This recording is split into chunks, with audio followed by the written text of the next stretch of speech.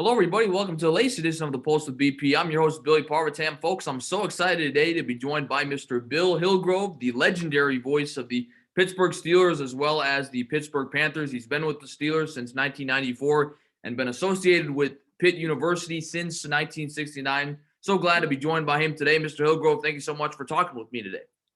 My pleasure, Billy. What's on your mind? Well, I want to start off with first, how have you been handling this pandemic? I mean, this is something that has impacted our lives both professionally and personally last year. So how have you been handling this last year plus? Well, there's been a positive, and that's after an away game, I get to jump in my car and drive home. But the negative is pretty obvious. For instance, I don't know any of the Steelers rookies. I don't know any of the freshmen from Pitt football or basketball, because we normally travel with them, and that part of it's been taken away. Hopefully we can get back to that soon. And I wanted to go back, of course, to your association. I call you the voice of Pittsburgh because you're both the voice of the Pitt Panthers as well as the Pittsburgh Steelers. I was curious, how crazy do your autumns get? I mean, you're doing Pitt football on Saturdays, you're doing Steelers football on Sundays. I have to imagine it's a lot of fun, but also pretty hectic. Yeah, I think it's both. It's exciting, and Bill, as long as it's fun, I'm going to keep doing it. And I can't imagine what retirement would be like. I'm like a golf pro. What do I retire to? So, I look forward to the fall, and especially this fall, because I think there'll be a sense of normalcy, albeit the new normalcy. Well, let's go back to some of your favorite memories with the Steelers. You've been with them since 1994, so nearly 30 years. You've covered 2 Super Bowl victories in 2005 and 2008. I mean, what are some of your favorite memories that stand out with the Steelers? 2008 would be the final drive after Larry Fitzgerald scored for the Cardinals to put them ahead with 2 minutes and change. Ben started with a holding call and still took them down the field and scored the winning touchdown. Every pass that Ben threw in that drive was on a Steelers player's hands. Santonio Holmes should have caught the one on the left side of the end zone, but on the next down, Ben wasn't afraid to go right back to him on the right side, and we know the rest is history. So I think of all the Steelers moments, that was the one that stands out. And how do you process that moment? I mean, you're a veteran broadcaster. On the final drive of the game, the Steelers are able to drive and score. Santonio Holmes makes that terrific catch, and you've got to make sure, of course, that he's in bounds. He caught the ball. I mean, how do you just go about processing that moment, calling that moment on the final drive of the biggest game? Bill, I got a little bit lucky. First of all, at Raymond James, our booth was kind of on the right side of the field. And, of course, this happened down to the left and away from me. Almost impossible to see the fact that Santonio's feet were in bounds. But a long time ago, a mentor, the first man I worked with when I did Pitt back in the early 70s, the late Ed Conway, told me, watch the official. And I watched the official, who was probably no more than 10 feet away. And when the play happened, I saw his hand start up as if to do touchdown. And when they got to his waist, I called touchdown. I was kind of lucky in that regard because I really didn't see it that well. Well, that's obviously some great insight to share on a great moment. And then on the collegiate side, what are some of your favorite moments covering Pitt football and Pitt basketball these last handful of years? Well, Tony Dorsett, when he broke Archie Griffin's record in 1976 at Navy, I lost it. I couldn't talk. I was emotional, realizing that you're looking at a once-in-a-lifetime athlete. And so I turned to the late Johnny Sauer, who was the color man at the time, for help. And I'm hoping he can jump in and at least say something. I look and see tears running down his cheeks. I said, we're in trouble here. That was what a great moment, not only because of what happened, where it happened. The Naval Academy fired their gun. They only fire that cannon for their own people. And then the whole brigade doffed their caps in a tribute to, like I say, a once-in-a-lifetime athlete. That was pretty special. And I'm going off of that. I mean, you mentioned Tony Dorsett. I wanted to ask you about a few of the terrific athletes you've had a chance to cover with both the Steelers and Pitt. And if you have an opportunity to either share a personal story or maybe a favorite moment on the field, that'd be great. First guy I want to start off with is Dan Marino. Obviously, you knew him from his days at Pitt. Anything great you remember about him? And did you know at the time he was going to end up becoming one of the greatest quarterbacks in NFL history? I had an idea. First of all, I had to I had clouded judgment because he was a graduate of Central Catholic, as am I. And so I'm a little bit prejudiced, but you could tell right away he had it. He had the quick release, and he had ice in his veins. He was cool under pressure. And one of the early moments was when I interviewed him as a freshman. He basically said he wanted to take my job, and I felt like saying, "Well, you're a confident young man," and he still kids me about it to this day. He didn't need my job, Dan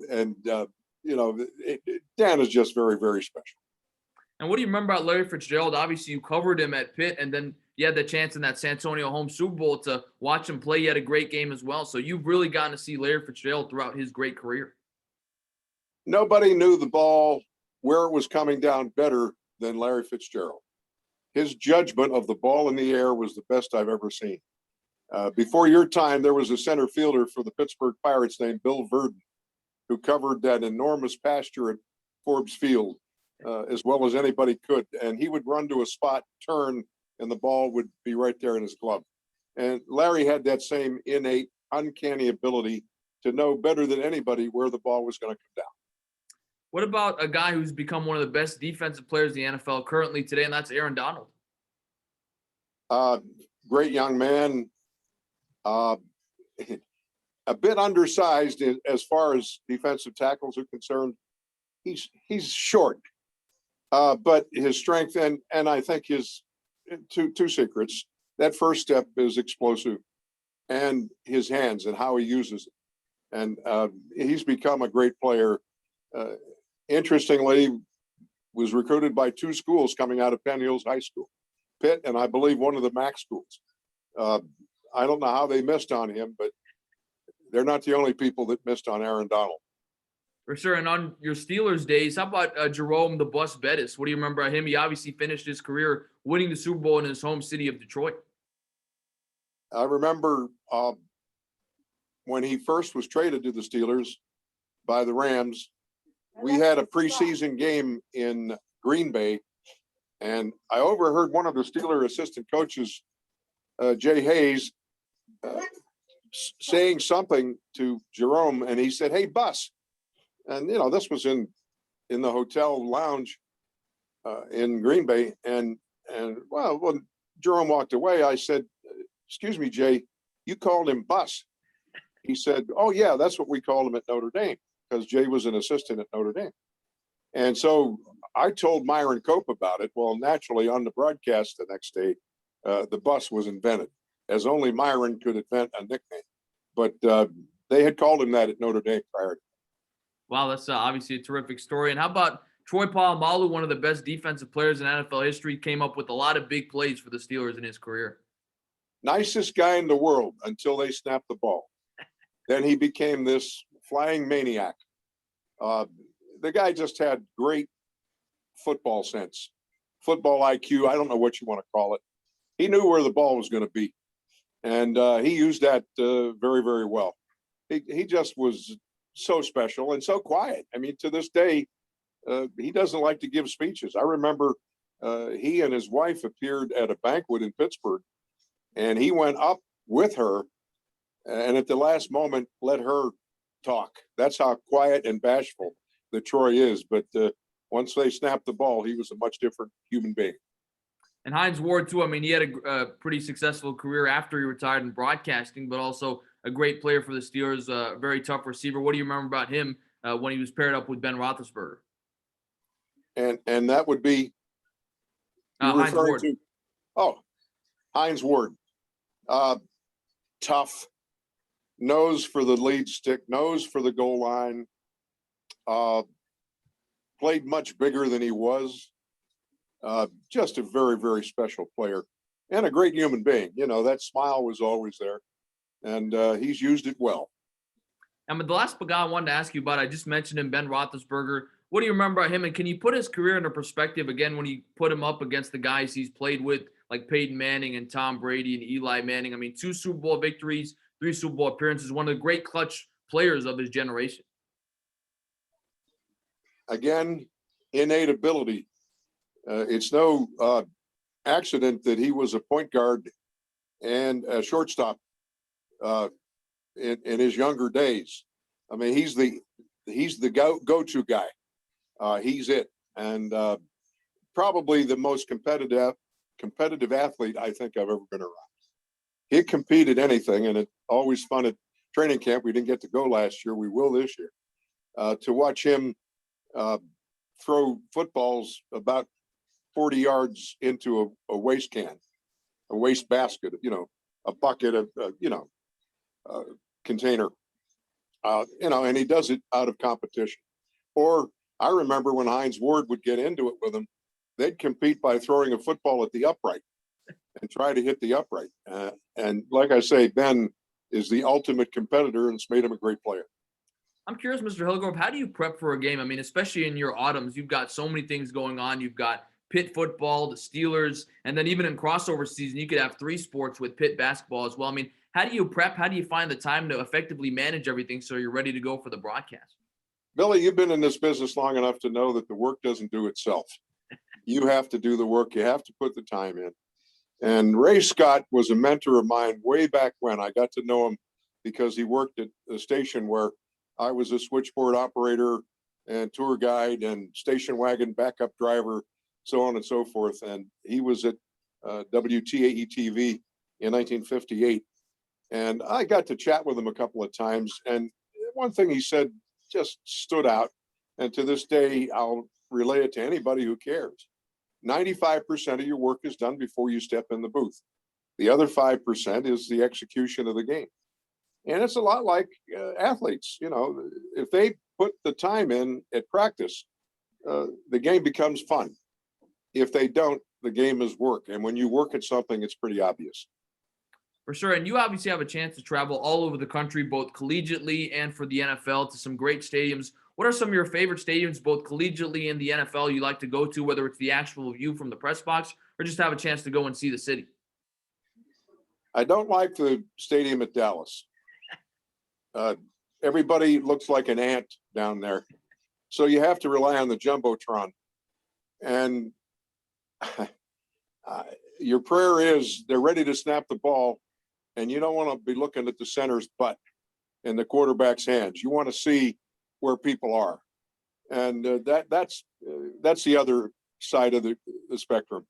Of the NFL stadiums, I like Heinz Field. I like all the fields in the AFC North. Baltimore, you're a little lower, and you don't really need as much spotter help as you do at, say, Cincinnati or Cleveland, but I like those stadiums. My favorite, I don't know, it probably would be MetLife Stadium because it's 20 minutes from New York City. For sure. Are there any major differences between calling college football and the NFL? I mean, I know the rules are obviously different in some aspects, but in terms of broadcasting the game, are there any major differences between the two? Billy, the only obvious one are more snaps in the college game, especially now when you have these so-called high-octane offenses that like to run a play every 10 seconds. More snaps, that's about it. It's still 11 against 11. The field is still the same size. The goalposts are the same. Okay, there are some rule differences, and they constantly are morphing, but it's the same game. And I use that as a lesson when people ask, well, you're about to do a Super Bowl or a playoff game. How different is that from a regular season game? And I said, well, I do the old Hoosiers thing. The basket's still 10 feet. The lane is still 15 feet. It's the same game. And if you tell yourself that, I'm going to do a football game, the enormity of a Super Bowl or a major bowl game doesn't weigh on your shoulders. For sure. And I'm curious because, you obviously call both the college football game and the NFL. Do you think there's a major problem in college football with parity? I mean, covering the Steelers, the NFL, even though the Steelers have won 6 championships, it really does feel like every year there's a good amount of teams that you feel like have a chance to win it in college. With the college football playoff, it really feels like there's Clemson, Alabama, Ohio State, and you've got a lot of teams on the outside looking in. I mean, do you think there's a parity problem in college football? Is there any way we can solve it? Yeah, I think they have to expand the playoff and include more teams. Okay, there'll still be gnashing of teeth, but I think if you would open that thing up to 16 teams rather than 4, I think you'd have more of an ability for upsets and teams to really deserve and playing better at the end of the year than other teams have better chance to jump over those so-called top 4 or 5 teams. For sure. And you also call, in my opinion, the best rivalry in the NFL, the Steelers and Ravens, especially when you look at the recent success. How do you describe calling that rivalry, whether it's at a game at Heinz Field or going to M&T Bank Stadium in Baltimore? Any game really stand out broadcasting in that rivalry? Yeah, all those games do stand out, but the intensity of that game is such that I don't care if it's played at Heinz Field, M&T Bank Stadium, or in a dark parking lot at midnight. You'd still have the same intensity, the same level of violence, the same, I don't want to say disrespect, but dislike for each other. And I think it adds to the fans' enjoyment of this rivalry. And I'm glad to see Cleveland becoming better now because it's more of a natural rival than Pittsburgh, Baltimore. Pittsburgh and Cleveland, I go back to when I was a kid and Jim Brown would score a touchdown and run by the Steelers bench showing them the ball. Here it is. And that's kind of burned in my brain. And when people say, well, what's the difference? And I say, well, I don't hate anybody in Baltimore. But no, I don't hate anybody in Cleveland. But there's that, that familiarity between the two cities that goes way back that I'm glad to see is coming back. And you've had the chance to cover some great coaches, obviously, during your time with the Steelers. Do you have a great Bill Cowher story? He seems to be, not only after having won the Super Bowl, but he seems to be having a successful broadcasting career as well. You talk about competitive people. Doug Deacon told me the story when Bill was on the staff at Cleveland. They played golf together one day, and Bill hit a ball up on top of the caddy shack.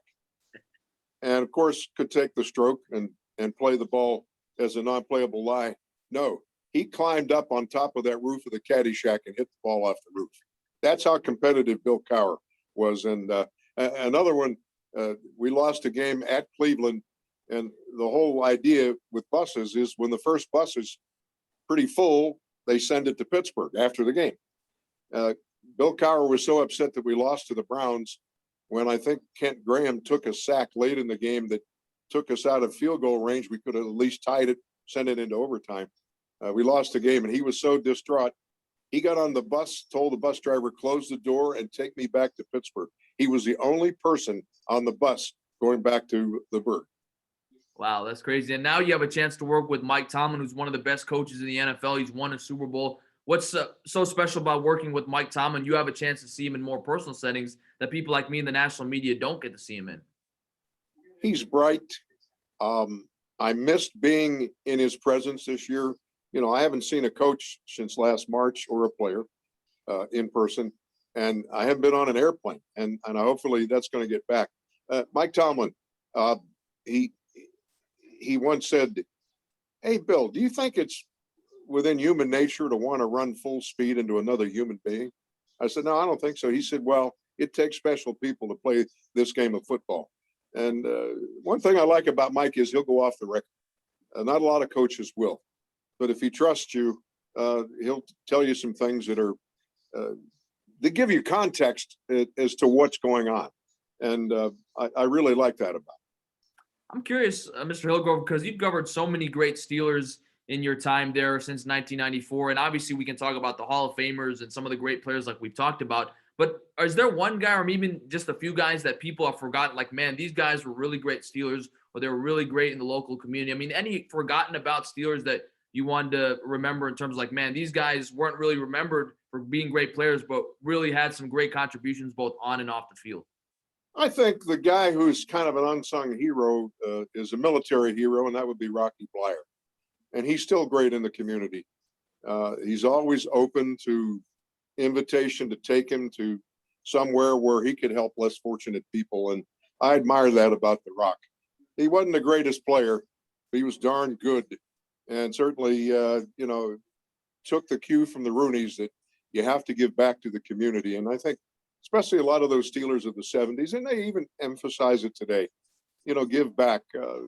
Cam Hayward, very active in the Pittsburgh community.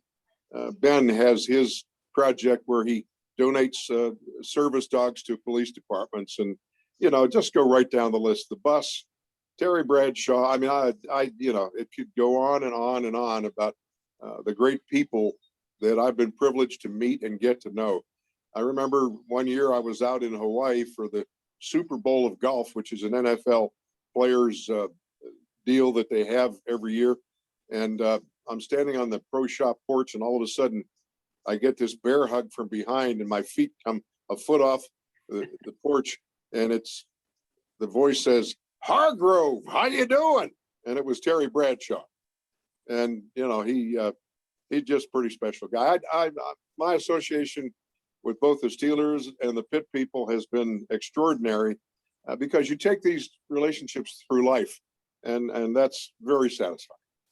And speaking of the Steelers, I think the reason why they're one of the best organizations, really in all of sports, is because of the Rooney family, who have been such a great piece of stability for the organization. You've gotten to see them in personal settings. How do you describe the Rooney family and how they've been able to really make the Steelers one of the most successful franchises in all of sports?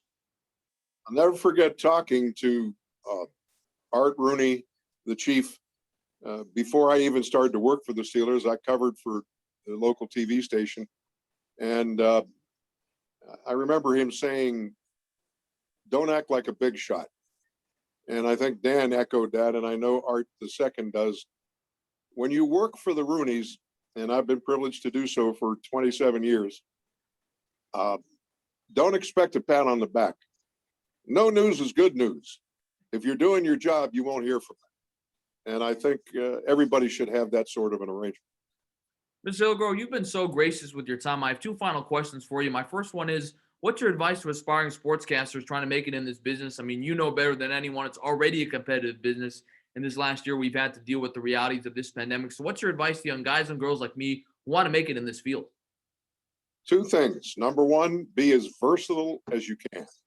Because as a young person, you're not quite sure as to what your true talent really is.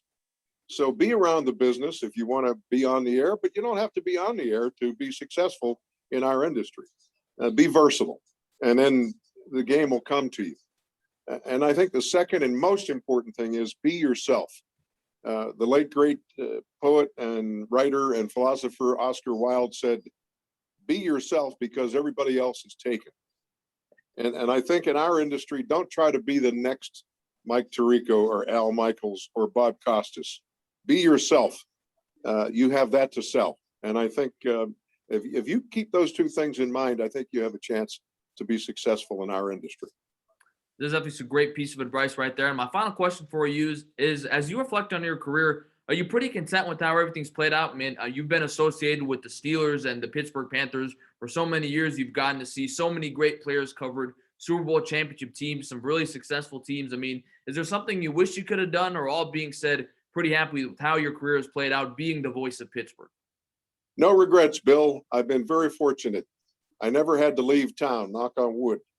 You know, to be able to make a living talking about and covering the teams that you grew up rooting for is a very, very special thing. You know, the national guys, okay, you know, they have renown and they make a lot of money and they travel, but they do different teams every week. And so their passion for those teams and for the game that they cover can't possibly be as great as mine. And I'm very, very grateful for that. Mr. Hillgrove, this has been such a pleasure getting to talk to you about your wonderful career, all the great people you've met, all the stories you have to share. Thank you so much for your time. This has been a real pleasure today. Billy, it's a pleasure for me and a blast, and thank you very much. Thanks so much to Mr. Bill Hillgrove, the legendary voice of the Pittsburgh Steelers and the Pittsburgh Panthers for so many years. This has been the latest edition of The Pulse with BP. I'm your host, Billy Parvatam. Thanks so much for everybody for joining us, and we'll see you next time.